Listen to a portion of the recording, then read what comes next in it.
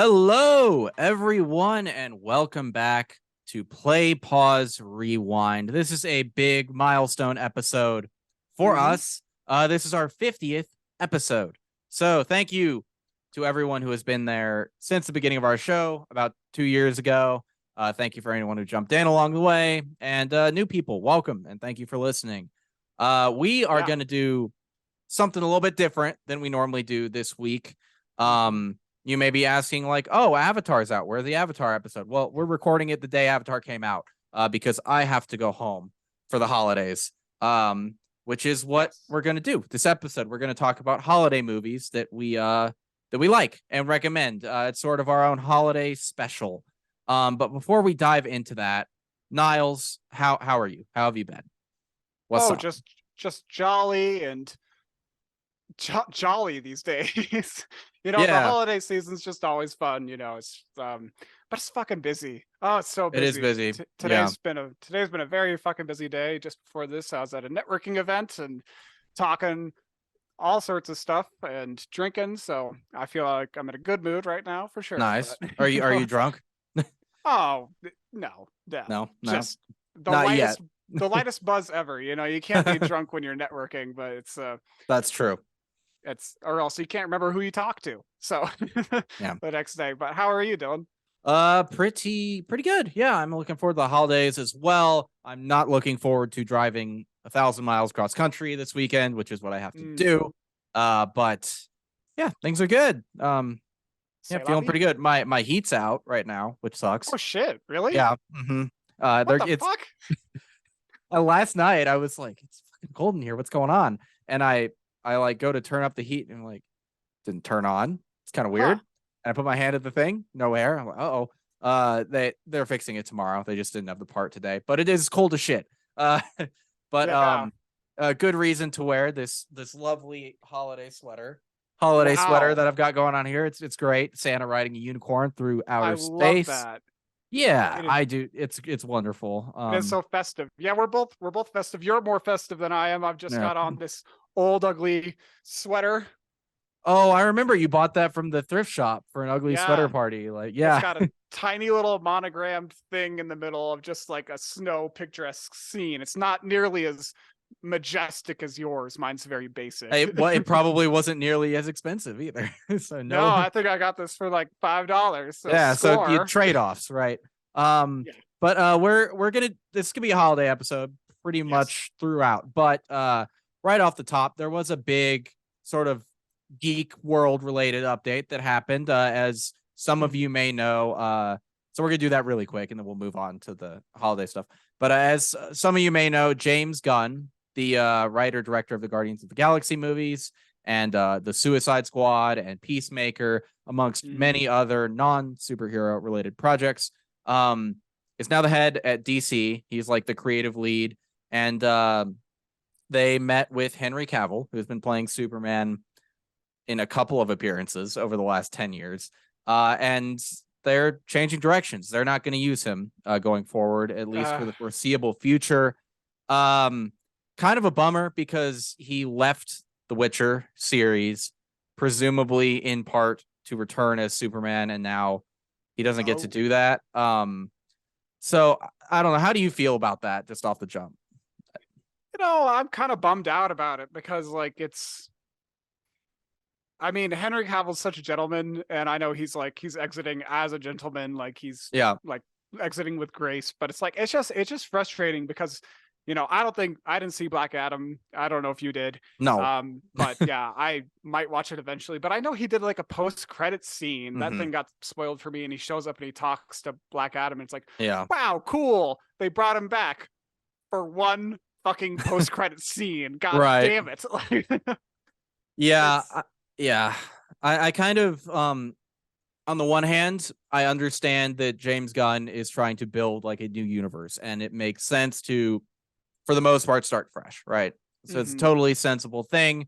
And I get that. And I'm like, okay, cool. Maybe we'll get a really quality DC universe going on. On the other hand, though, I was kind of liking how a lot of DC projects were just kind of their own thing.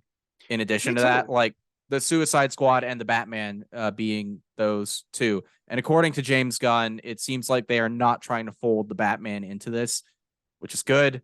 Let it be its own thing. But I do, more than anything, just feel bad for Henry Cavill because, like you said, he seems like a pretty good guy. He left The Witcher probably for this, and also because he just felt the writers didn't give a shit about the source material that he really loved.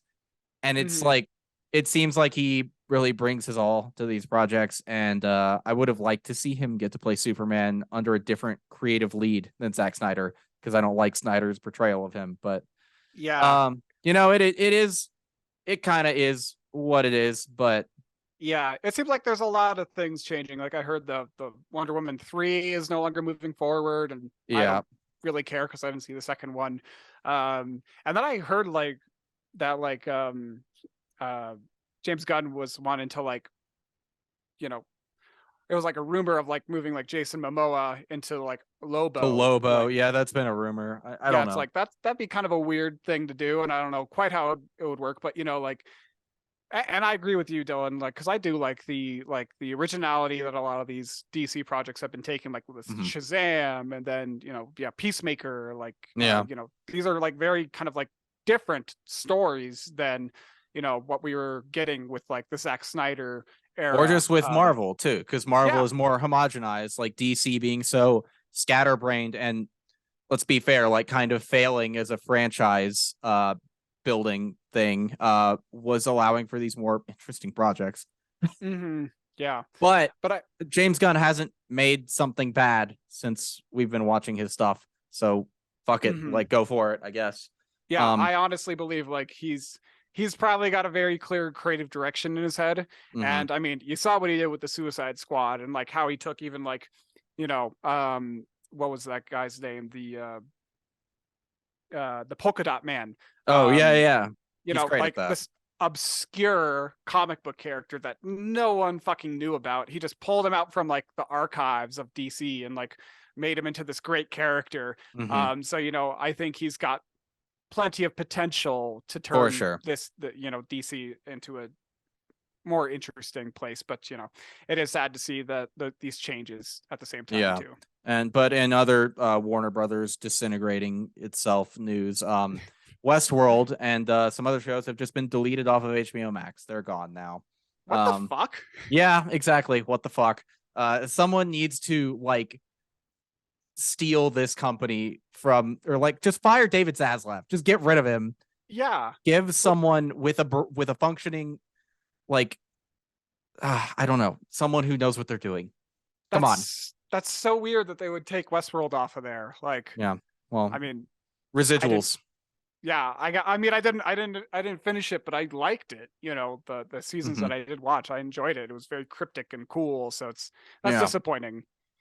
Yeah, Warner Brothers continues to die. Hopefully, the DC branch of it can survive. But anyway, enough of that. That's not what this episode is about. So we're going to talk about some of our favorite holiday movies, and we just have a list of them. We're just going to talk for a couple minutes about each one, say why we like it, sort of. And apologies if this is your first episode of our show. We normally go extremely in depth into one movie for an episode, so this is a change of pace. But we'll alternate back and forth, talk about these movies. I'll go first with one or two actually. The Home Alone movies, the first two specifically, are some of my favorites watching as a kid. I love the premise. I love how, like, if you think about it too much, how insanely fucked up the entire thing is. It's just this like little. Especially the second one, because in the second one, Kevin McAllister is in New York City. He's not defending his home. He just like lures these two goons into this abandoned house and just torments them with like Rube Goldberg machines of violence. And it's just so funny. But obviously young Macaulay Culkin is great. Joe Pesci's in there too. Like the movies are just hilarious and fun. Never had a bad time watching them, Yeah, I don't know if I ever fully finished watching the first one. I know I never saw the second one. I don't know. I just can't remember if I ever saw it all the way through. Like I, know those like beats along the way, and like when the mom all of a sudden in the airport goes like, Kevin, yeah, just fucking freaks out. Like, yeah, well, because in the first one, they just fucking forget him at home. Like he's grounded the night before, and they send him to his bedroom, and then they just fucking leave and go.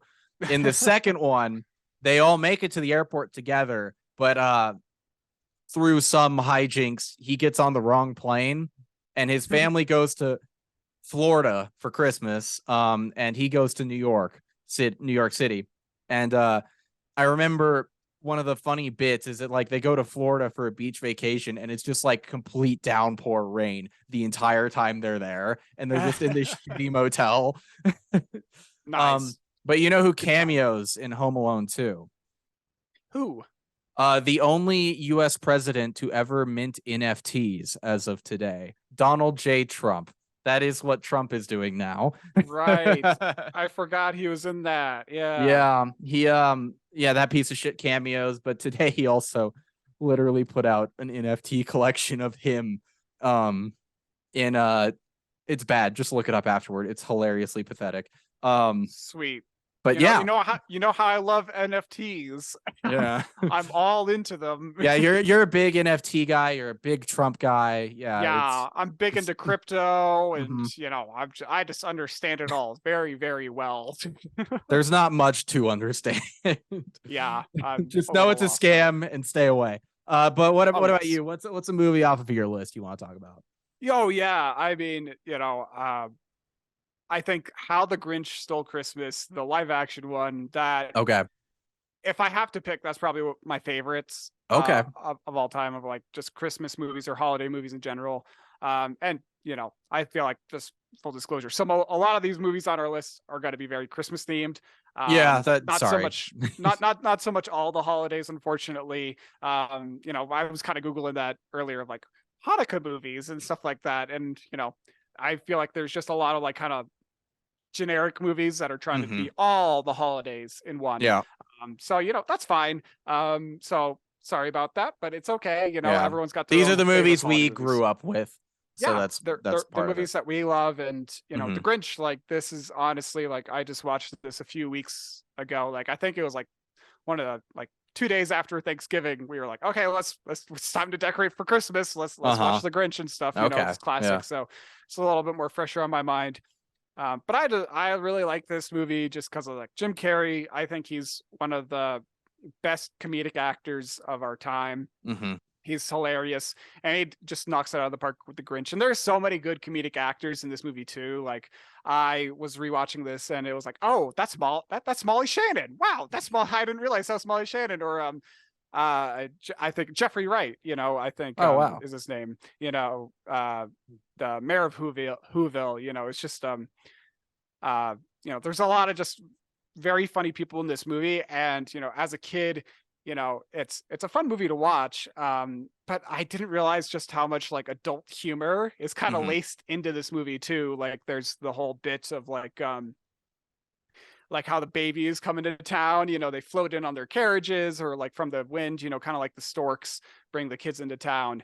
But they just kind of drift in from the wind. And it's just like, there's this really funny line that I remember where like the baby arrives on a doorstep, and it's like, honey, our baby's here. And he takes a closer look at it, and it's like, he looks just like your boss. And it's just like, oh, that's excellent. What a great joke to throw in there. That's great. But yeah, I just love this movie. And like it is funny too, like how, like, if you look up the actress who played Cindy Lou, she looks very different today than how she did in the movie. Yeah, because that movie's ages ago, right? Oh yeah, it's very old at this point, and like, but like now she's still an actress, and I'm blanking on her name, so sorry about that. But she's like, she wears like kind of like dark makeup now, and it's like very kind of more into like that kind of like dark aesthetic, I would say. So like, you look at Cindy Lou, and then you look at her, it's like, it's a very kind of stark contrast, I would say. Yeah, well, it's weird because we watch these movies from when we were younger and when we were kids, and like they're static for us, right? Like the movie never changes. But then you see someone who was like a child actor at the time, and they're like, oh shit, yeah, they're like my age. That's weird to have that like reality check. but I've actually never seen the live action Grinch movie. Really? Yeah. I heard when it came out, everybody was telling me it was bad, so I just never saw it. But I should probably give it a shot. But what I do love from my childhood is the animated How the Grinch Stole Christmas, which I wrote on our notes as The Grinch Who Stole Christmas, which is wrong. But it's I think it's kind of just a 1-for-1 adaptation of the book, and it's just such a like well distilled and pure theme. Like the Grinch is just a fucking asshole who hates everybody else's fun. He steals all their presents, thinking he's going to ruin Christmas, and then all the Who's in Whoville just wake up, and it's like nothing ever happened, and it changes his perspective, and it's just like, I don't know. I love the old Christmas shorts, like this. Like I think it was a TV special, but it's just it's the perfect thing that I like to put on Christmas Eve with my family, because it's like, oh, we can put this on, get in the spirit, and then if we want to watch another movie afterward, we still got time for that because this is so short. And the animation is in Dr. Seuss's style, and it's great. Just love it. And I love the narrator and the music. The like You're a Mean One, Mr. Grinch song is delightfully funny. But yeah, great. It's such a classic. It's like the Peanuts short films and stuff. Yeah. I forgot about the Peanuts Christmas one too. That should be on here. That's a great. Oh yeah. Like Christmas I can't. I can't sing it either. I was always more partial to It's the Great Pumpkin, Charlie Brown. The Great Pumpkin's hilarious. Yeah. I think that's like one of the better ones. Like, and I haven't watched all the Peanut classic films, but that like iconic piano line is from the Christmas one, I think. Well, yeah, just the sad little Christmas tree that they get that's like all wilted over, and it's like, oh, it's very heartfelt and sincere, So, but yeah, I like that animated Grinch film too. That's always a fun one to watch, for sure. Yeah. Well, here's one that we both have on our list. The Santa Claus, Tim Allen. I put specifically the first one. I like the second one as well. Barely remember anything about the third one, but I think the first one is the funniest. It's the most. Yes. It's like the comedy of it comes more from like he is becoming Santa Claus, but he's mostly in the real world. And everybody is like, what the fuck is wrong with you, man? You've got to stop. Yeah. He's at like the business lunch, and he just orders like 7 entrees, and he's just like, everyone's waiting on him to finish for the presentation to start. And then he derails the whole presentation because he's like, elves don't do that. They would never do that. They would never roll up in a tank. Like, what is this? Yeah, I love that movie. It's such a classic. And yeah, you were right. The second one is not as good, and the third one is forgettable. Like I remember watching the third one is just It's a Wonderful Life, but for Santa Claus. Yeah, basically, and it's like super quick too. I remember that very distinctly about it. Like it's the runtime is much shorter than the other two, and I think it's because they knew that this was like, this one is not as good, and we don't have as much to say. So it's very forgettable. But the first one, it's just so classic, and I love the it is kind of an interesting premise too, of him being like a divorced dad. That was the premise of movies in that era, like late 90s, early 2000s. It's like the protagonist of choice was a divorced dad.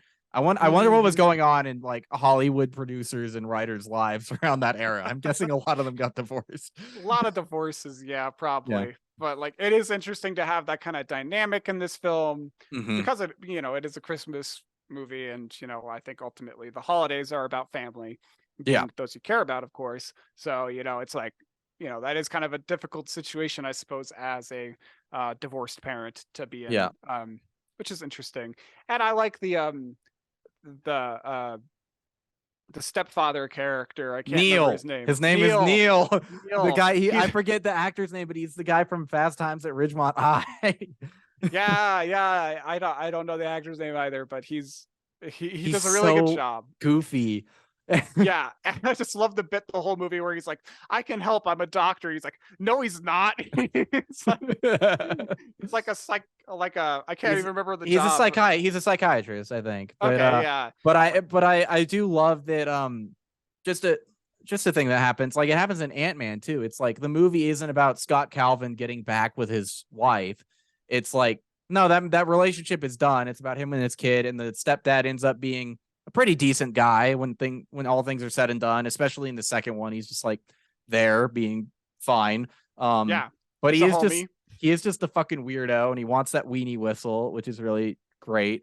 But I love the a couple scenes that I love from the movie is when they're like, we've got to catch him, and all the cops go out to find him, and they just start like arresting every Santa Claus they see, and then that's profiling. and then one of them I think is just like it's a rental or something like that, and then they're interrogating him. It's like I say name, you say Scott Calvin. He starts fucking with them. The ZZ Top song is in there. It's just a goofy fucking movie. It's fun. Yeah. But we've talked about that one a lot already. But I like the Santa Claus. It's a very silly premise that kind of it just like it treads the line to where it works just right, I think. It's a classic, yeah. Mm-hmm. And yeah, it's a good one. Yeah, one of my other favorites, it's not as well known, I would say. But people who watch the Santa Claus might know it, is Scrooged. Mm-hmm. It's a classic kind of Bill Murray film, and it's a more I've heard about it, yeah. Yeah, it's kind of a more modern for the time, like the 90s, whatever, but it's a more modern interpretation of the classic Charles Dickens Scrooge story, where he's the grumpy old man who hates Christmas, and he gets visited by the three ghosts of Christmas past and present and future, I suppose. And it's just kind of a more interesting take on that Charles Dickens tale. And I'm not a big fan of Charles Dickens myself. Mm-hmm. I think Tale of Two Cities is good. It's a little bit long, but like some of these other stories that he wrote were just not very good in my opinion. I think they were fine. Yeah. So I appreciate this one. And the premise of this one too is like Bill Murray's character, he's like a TV executive. Mm-hmm. And it's around the holidays, and he's obviously very like abrasive about the holidays. He doesn't have anyone to spend it with, obviously. But there's a lot of good comedy in this film too. Like I think there's this one good scene where like this old woman hails a cab, and she's like collecting her bags as the cab pulls up, and then Bill Murray comes in and just takes the cab from her, and she's like, "No, that's my cab," and then she starts swearing at him like, "You son of a bitch!" Like it's a good one. And ultimately at the end it has a happy ending and stuff, but there's like kind of there's a lot of good comedic moments in this movie. Like people get kind of like, I guess, like the people in the studio kind of managing like the what's being broadcast kind of get taken hostage a little bit, but like not like with a gun or anything. They just get tied up with tinsel and stuff. Okay, it's that's funny. Silly. So I like that movie. It's always kind of a classic one, and the special effects are fun too in it. Yeah, and another sort, we were saying classic a lot because like a lot of these are things we grew up with, so they existed. Yeah. They predate us, but National Lampoon's Christmas Vacation with Chevy Chase is hilarious, of course. Just take the premise of the family comes over for the holidays, and everything that can go wrong does go wrong, and it's just great. It's just great 80s like sort of. It's just 80s comedy. Like it's fucking hilarious. Yeah. It's camp, it's corny. It's relatable kind of to a certain degree. And because like Clark Griswold is like, he is doing his best. He's kind of an asshole a little bit, but he's not like a mean-spirited person for the most part, from what I remember. It's been a long time since I've seen it, but it has. It's just fun. Like it's the stress of having everyone come to you for the holidays and hosting an extended family, which is, I don't know, it's not something I've experienced for a while now. But that's what it's like. Sometimes it is stressful when everybody gets together. Well, yeah, I'm like, I've only gone to like a few big family gatherings, and I love my extended family. Like they're so fantastic, and everyone's so warm and loving. But you know, there is always that kind of like small aspect of like, okay, I haven't seen you in forever. And then you might get some judgment, you know, from them, or like about like certain things in your life. And like my family, my extended family's Christian, you know, and I'm not, and my immediate family is not. So it's like it's always kind of a weird, or not weird, but you know, it's you know, they're like involved in the religion, and so it's the holiday has a different meaning than it probably does for you guys. Exactly. Right? And it is kind of like, you know, how do I talk to you about the holidays and not bring up religion? And then they go to Chris or Matt, you know, church in the morning and all this stuff. And so it's just kind of like, you know, it's a bit of a culture shock, I would say, as a little kid, for sure. kind of going into that. Definitely different, but Christmas Vacation, fun time. If you haven't seen it somehow, like I would recommend it. There's probably some problematic humor in there. It's from a long time ago, but it's fun. Yeah. That's Chevy Chase in the 80s. Like, yeah, there's gonna be some weird things. Yeah, definitely.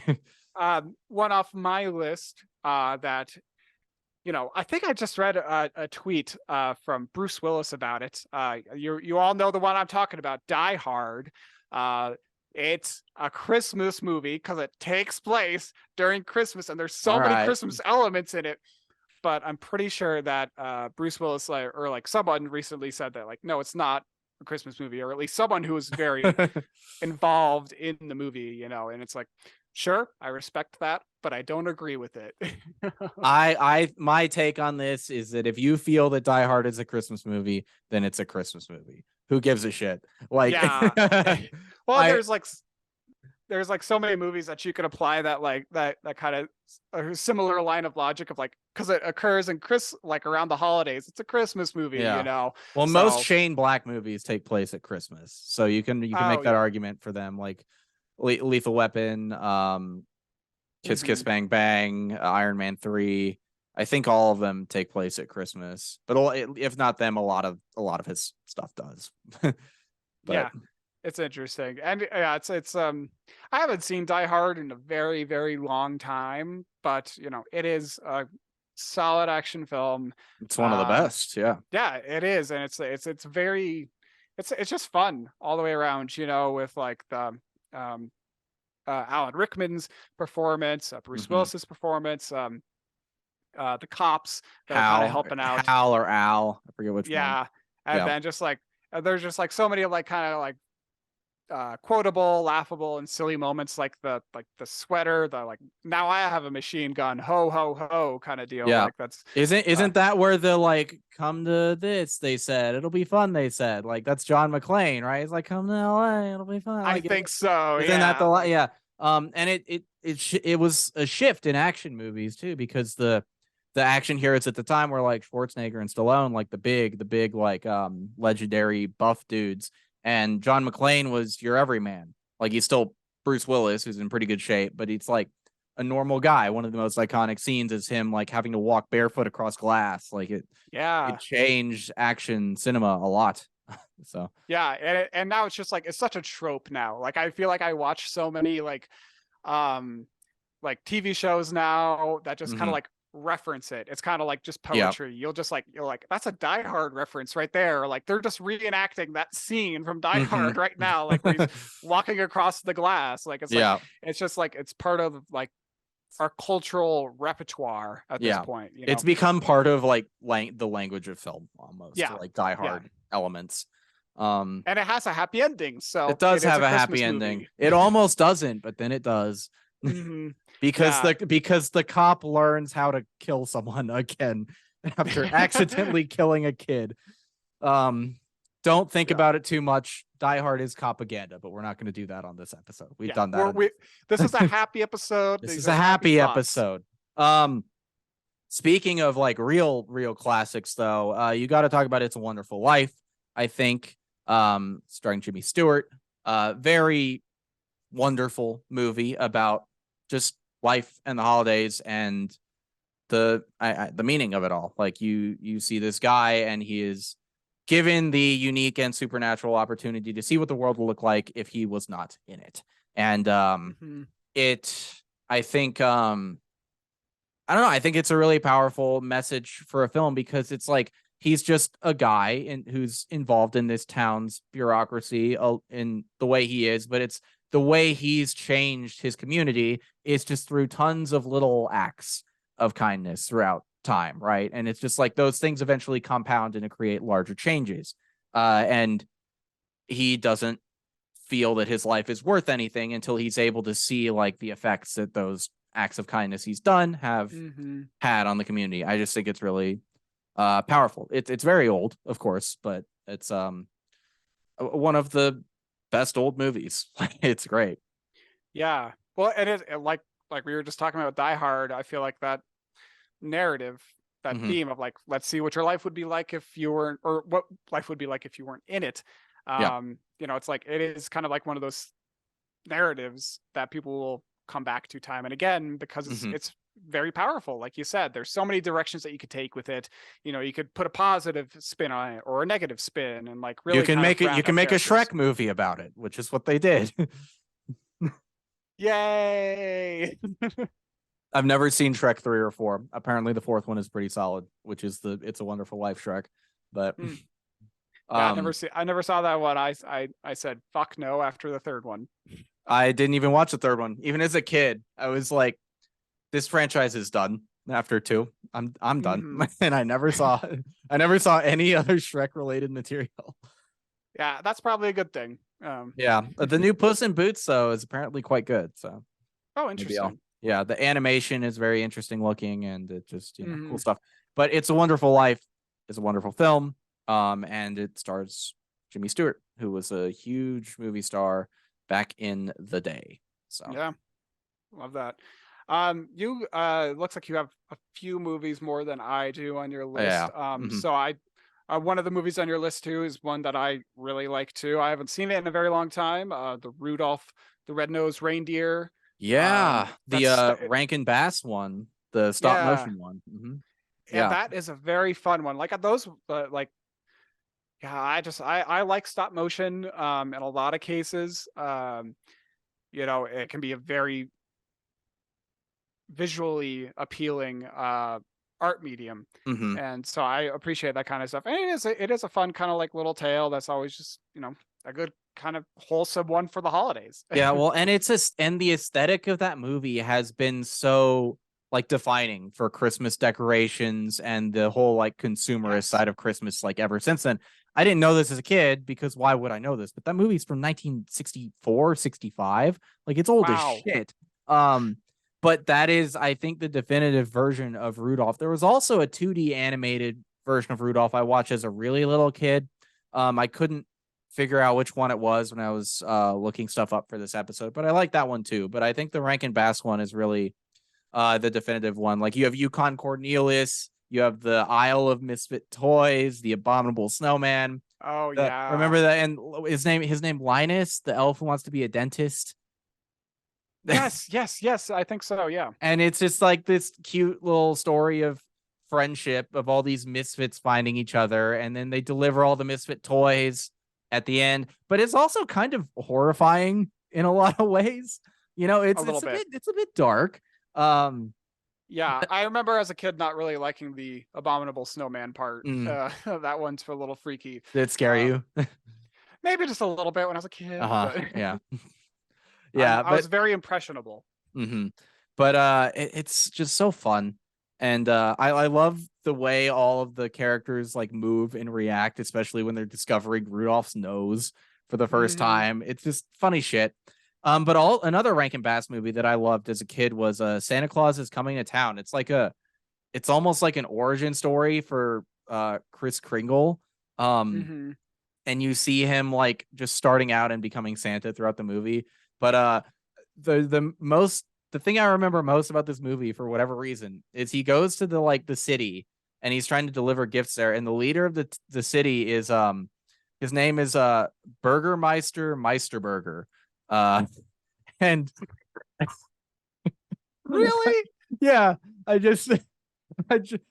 think Burgermeister is a title. Okay. Yeah, it's like, let me look that up. Actually, that's hilarious. Yeah, because I don't know if I ever saw this movie. Okay, no, Burgermeister Meisterburger, German. So it's town mayor is what Burgermeister means, but the character's name, just Google him and look him up. His design is so fun, but he's just like this cranky fucking old dude. And I don't even remember how the movie resolves itself. I just remember the early parts where he's like, there's a song called "Put One Foot in Front of the Other," and then I remember Burgermeister Meisterburger. Oh my god, yeah, what a fucking character design. Oh wow, I just Googled that. Yeah, but just appreciation for stop motion too, because it's such a amazing craft that is so rare because of how labor intensive it is. Like they have to move the little puppets for every frame to make it happen. And Kubo in the two strings is one of my favorite most recent or not it's not recent anymore, but it's a wonderful movie. And Guillermo del Toro's stop motion Pinocchio movie just came out on Netflix, I think. Yeah. So I need to watch that still, but just a shout out to stop motion. I think it's great. Yeah, I love one of Fantastic Mr. Fox. That's such a that's a great one. Yeah, stop motion Wes Anderson film. It's just fantastic. So yeah, props to all the stop motion animators out there. Keep on stop motion animating. Yeah. Do you want to do another one or should I keep going? Why don't you do another one and then I'll do mine.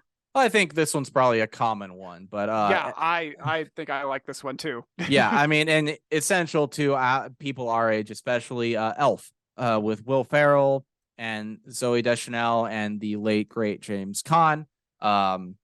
Everybody our age knows this movie, but it's but due to a accident, Will Ferrell's character Buddy is he crawls into Santa's bag while at an orphanage as a baby and ends up in the North Pole. It's raised by elves, and then eventually discovers he's a human and has to go find his real dad in New York City. And it's just it's like it's from Will Ferrell's best era of movie making, obviously. Yes. But it's also different than a lot of his other films from the era because a lot of Will Ferrell movies were pretty like crude, which was fine. But Elf is much more pure than that. Yeah. Will Ferrell has like kind of this like not to like demean his like performances, but I think his performances are just kind of generally loud. Like they're very theatrical. Yeah, they're very theatrical, and he just kind of like screams a lot, which works in a lot of in some of the films. But he's got some really good classic ones, and yeah, I agree. This is from his like kind of good solid era, like Talladega Nights, Blades of Glory kind of era, where they were just like he was just pumping out Step Brothers too. Like some good quality like comedies, and Elf is definitely up there. Like this one, honestly, very quotable too. Like I think about that one line where it's just like he's walking with his friend, and he's like, "So great news! I saw a dog today." Yeah. Like, yep, that's relatable. This is his brother, I think. Yeah, and then there's a snowball fight, an early Peter Dinklage role too. He's Miles Finch. He's the author, the "Call Me Elf One More Time" guy. Oh yeah, that's Peter Dinklage. Yeah. And it's just, I mean, and James Caan plays another one of those characters. He's not divorced, but he's the same archetype from that era, like the dad who's always focused on work and at the office, and he's just a real scumbag who has to learn to like not be shitty. But just there's so much fun shit in Elf, Yeah. And that's like all the stuff in like Santa's workshop where Will Ferrell is by the other elves is a great kind of like study of like just like cinematography and like how if you angle the shot right with these specific like aids in the scene, you can make him look huge, or you can like really like mess with the proportions in the scene, which is just really interesting. Like if you are like really interested in like film and like learning about that kind of stuff, like that's a really good film to study, I think. Yeah. Well, and it just the comedy of him being a human-sized person in an elf's world up there was really great. Especially since like Santa Claus is also a human-sized man, but it seems like none of the facilities were built for him either. Yeah. It's kind of strange, but yeah, it's always a very solid film. You know who directed that movie, right? Nope. It was Jon Favreau. Really? Yeah, the director of Iron Man and the showrunner of The Mandalorian, directed Elf. Thank God for Jon Favreau. Yeah, he's made a lot of good shit. But you gotta love Elf. It's a yearly staple, I would say, for most millennials. I think so too. It's a good one that is on repeat, and another one that's always kind of on repeat every year. I think, at least in my household, is Love Actually. Classic. We keep saying that word, but it is kind of a classic, like, rom-com love story of the ages. It's that classic film where it's just you're bouncing between a lot of different narratives, and they're all somehow interconnected, but they're all their own story. And there's this was also, I think, this came out it's like 2003, I think. Yeah, it was 2003. But there's a lot of these kinds of similar films that follow this type of structure that are kind of around the holidays. I think there's one called New Year. There's New Year's Eve. I don't think any of them have worked as well as Love Actually did. No, yeah, Love Actually is the golden standard for that kind of narrative structure, because this is just it's so endearing and heartfelt. I think all of the performances are really solid to begin with. All the characters are super believable. And just I feel like I can pull something new out of it, or at least every time I watch it, I get more invested in one narrative than the others. Yeah. And I mean, you still pay attention to the main ones, like Alan Rickman's, who's that other fucking Hugh Grant, the Prime Minister, his whole story. I love the Prime Minister story. That might be my favorite one of the bunch. It's just that's such a great one. Or even the Billy Mack one, the one where he's the pop star. Bill Nye. Yeah, that's so funny. Yeah, he's that's a really funny one. Or Andrew Lincoln's one is very interesting, of how he's in love with his best friend's wife now, and he's having a difficult time kind of grappling with that. And it's just crazy to think that this came out nearly 20 years ago. It's wow, I just can't believe it's that old now. And some of these actors, Thomas Brody Sangster, who played Sam in the film, he looks like such a young boy in that film. He's so young, and then now it's he's all Game of Thrones, right? He's Game of Thrones. Yeah, but I didn't see Love Actually until a couple years ago, actually, somehow. Oh, really? Yeah, and I like it. It's a good movie. I will say, you said it's hard to believe it came out 20 years ago, and I'm I don't know. I don't think so, because there's so much problematic shit in that movie that it's sure. Just the idea of the Prime Minister and his employee having a relationship, that's not good.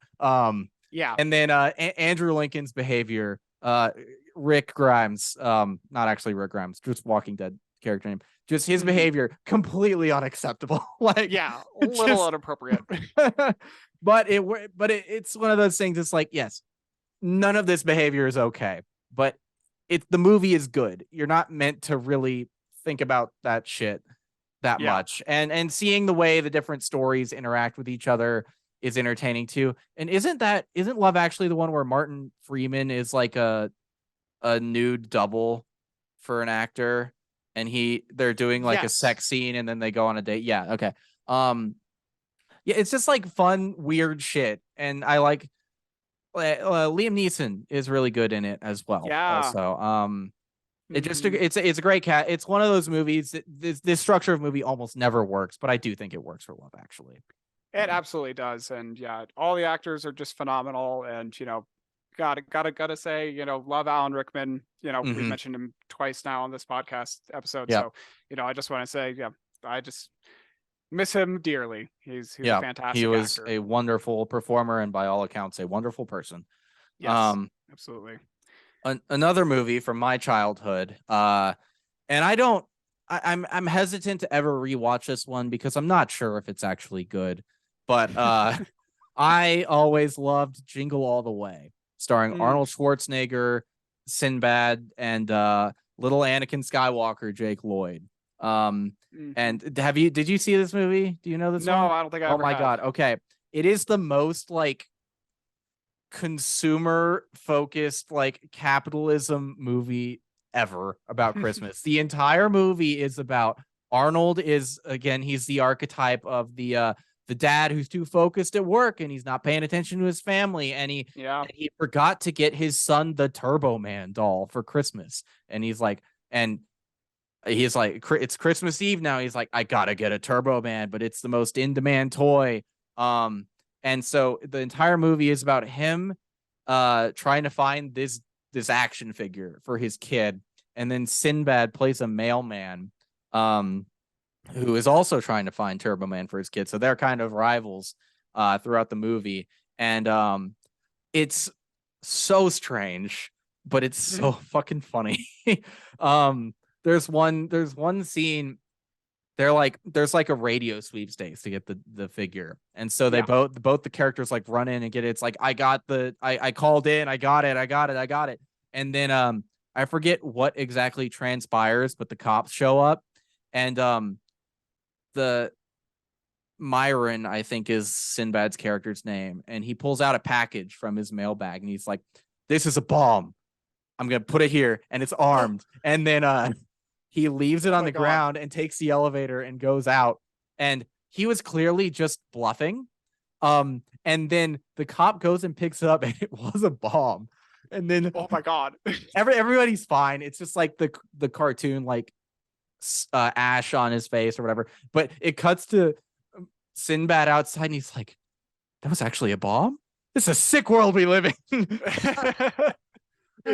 It's such a weird fucking movie. And then the action climax of the movie is there's the like big Christmas Day parade, and there's a Turbo Man float, and due to happenstance, Arnold Schwarzenegger's character gets like into the dressing room for the float and gets the Turbo Man suit put on him, and Sinbad's character gets the Turbo Man villain suit put on him. So they're fighting on the float, and then the suit actually flies. It's so weird. It's such a weird fucking movie. But there's like an underground toy factory run by Santa Clauses in the city. It's wild. Wow. But yeah, that's Jingle All the Way.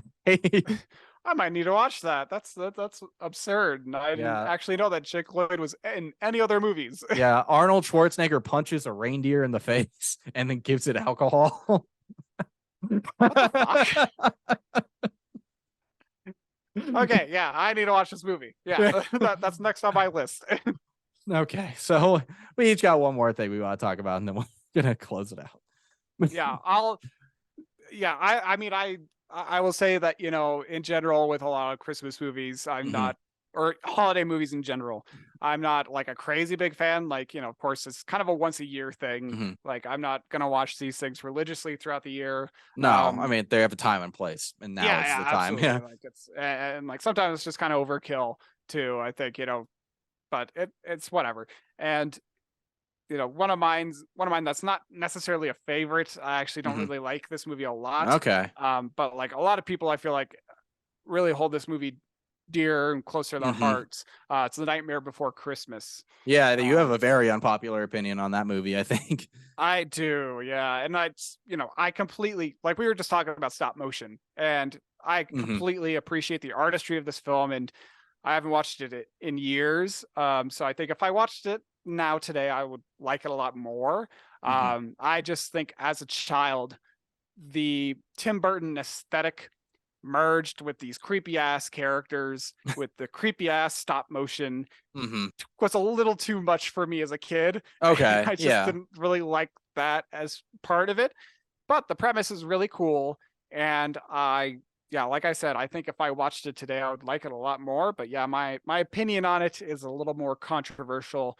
I think I had nightmares about this movie. So literally a nightmare before Christmas. Oh no. But you know, as everyone likes the kinds of, you know, everyone can have their own favorites and their non-favorites around the holidays. So, you know, if you like The Nightmare Before Christmas, please don't hate me for not liking it as much. You can hate him if you want to. No. Yes, that's fine. You can hate the people you want to as well. Yeah. So I have one more I want to talk about, and it's actually not from our childhoods. It's more recent. It is came out in 2019, and it is an animated film called Klaus, and it's Oh. on Netflix. I don't know if it's Netflix original or not, but it stars J.K. Simmons as Klaus, Jason Schwartzman as Jesper, and Rashida Jones is in it as well. And the premise of it is, and this I think now maybe my favorite Christmas movie. What it's about is there's this like very militaristic postman society, like mailmen. And Jesper is one of them. He's like the son of the main postman, like the postmaster general or something. And he's just like a fail son, basically. And so his dad, to get him like whipped into shape, sends him all the way up north to like this frozen, horrible town. And he's like, you have to get X amount of letters mailed before you can come home. And he's like, oh, I don't know how I'm gonna do this, blah blah blah. Like, I'm miserable, I hate it. There are these two like clans that have this feud going on in the town.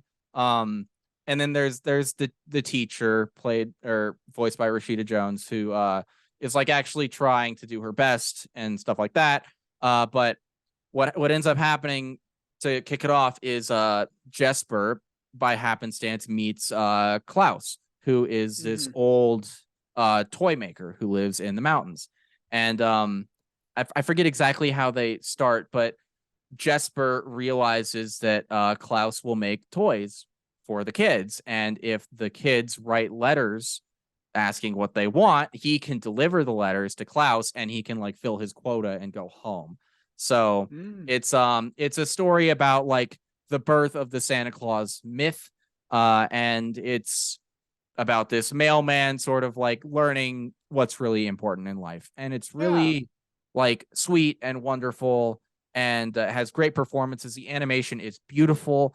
We actually have a friend who I just found out now works for the animation studio that made it.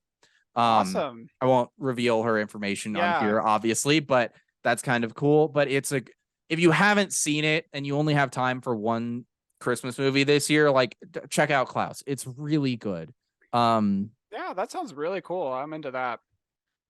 Yeah, but that's gonna do it for our main topic. We're doing a little shorter episode today, but we are gonna do a brief other stuff run through. So Niles, what have you been looking at last couple weeks? Not a crazy amount of new stuff for me. I mean, like I said, I recently watched rewatched the How the Grinch Stole Christmas, Jim Carrey film.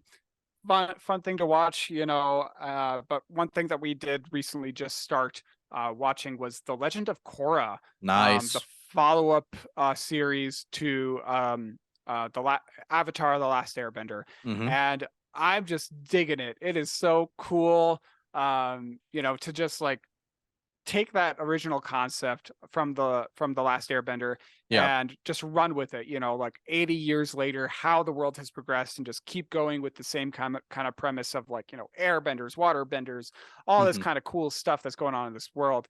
It's just really neat to see them kind of stretch the limits and really like get creative with it. And so I just finished the first season of it. I think it was just called the Book One Air.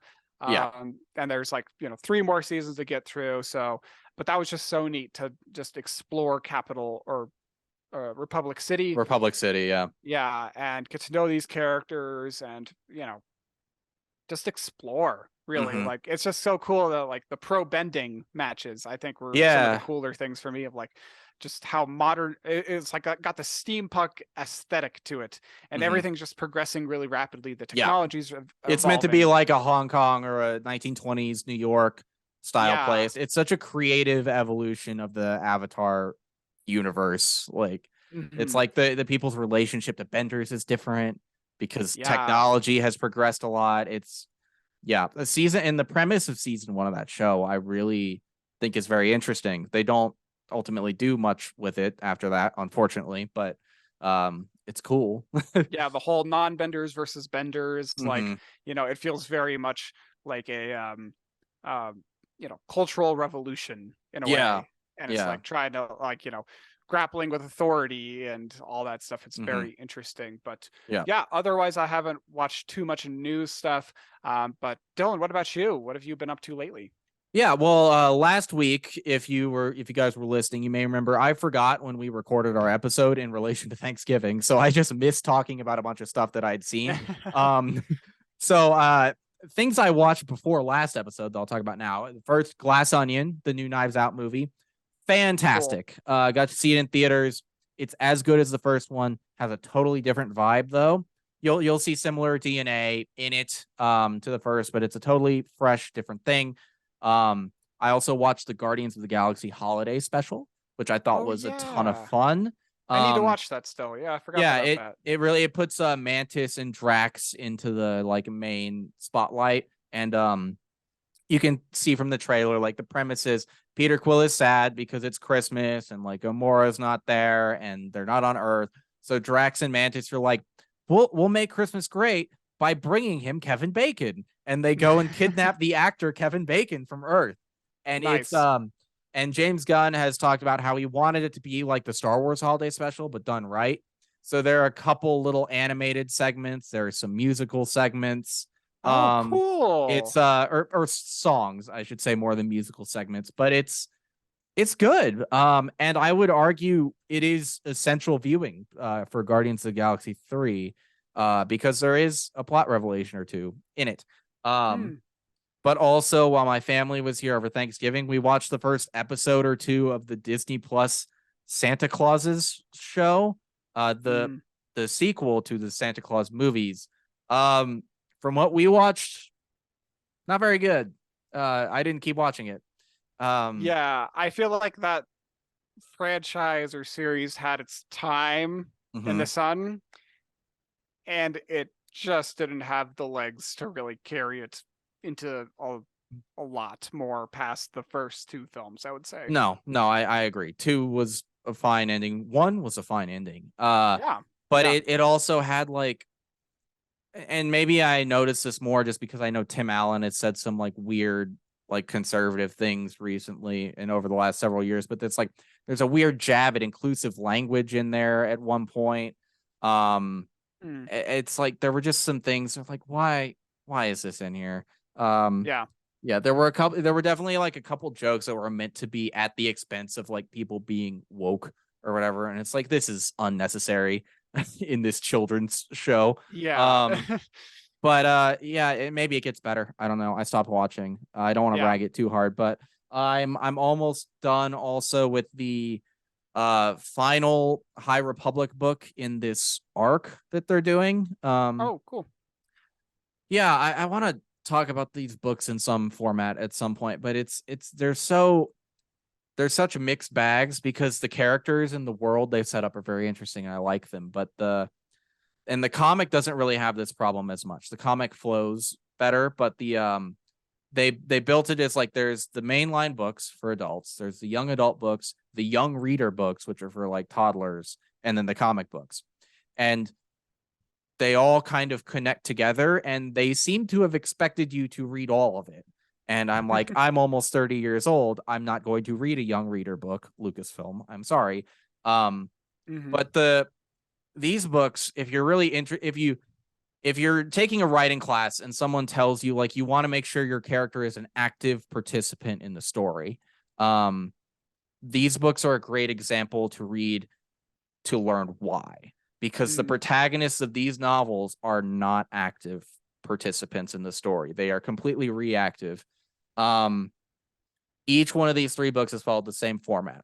The first half, the main Jedi characters are like sitting around. The book does a very good job of building tension, like you as a reader understand something is about to happen. About halfway through, a big disastrous attack by the bad guys happens. And then the rest of the book is the main characters reacting to that disaster. And it takes the entire second half of the book for that to resolve.